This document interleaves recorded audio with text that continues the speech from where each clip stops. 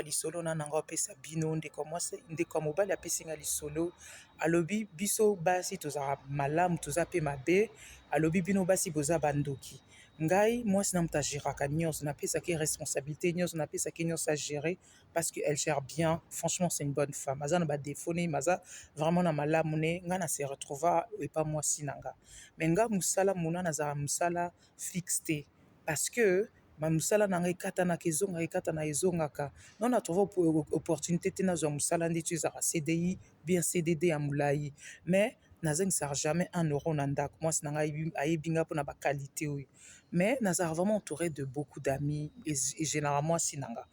alebisaka nga makambo nyonso balobaka te makambo mosusu fo bomba parce qu'on a tous notre jardin notre secret et tout biso vi na biso eza livre te motu nyonso ayebi ke na kati ya livre na page 1 elobi boye page 2 elobi boye ngai nayesaka mwasi na ngai yo mpe kosambela eleki tu diabolise tout makambo nyonso eza kindoki non il faut lâcher prise eza bongo te to na poto eloko moko esalama te naye kodécroche mosala moko nasepele nango mosala préparateur de commande na entreprise ya monene bapropose nga CDI salaire ya 2000 euros 2300 net mona nasepeli na bandi 1 mois ezalaki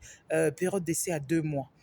na bandi 1 mois nazoki même pas 1 mois presque 3 semaines et quelques jours nayebisi baninga na nga na annonce bango mwasi na ngai yebisaki nga koloba na mutu te zela eumela koloba na mutu te ngasi nalobaki tosoni na mwasi na nga ale même pas 1 mois esilaki bayebisi nga na mosala oyo bakorenouveler te période d'essai na nga esili bafuti nga quand même du na nga naokaki mpasi mwasi na nga bandi kotianga pression sikoyo mosala esili okosala ndenge nini zonga kaka na eterime wana zonga kaka ekende oluka misala boye na boye ntango nayebisaka okanga monoko okangaka monoko te bato mosusu bazalaka bajaloux motu mosusu aoseka na minu me na motema acontent te tala mosala ozwi opportunité ozwi ozoganye 2000 presque 2300 net eza quand même pas rien bacamarade no bagagnaka même pas ba 1800 baza en dessous nayebisaki yo atienga pression tozoswana mais au fond de moi je sentais qu'elle avait pas tort elle avait raison mais manière yango mpe elekaki mokomisi naki na transport mama ya misi ekitinga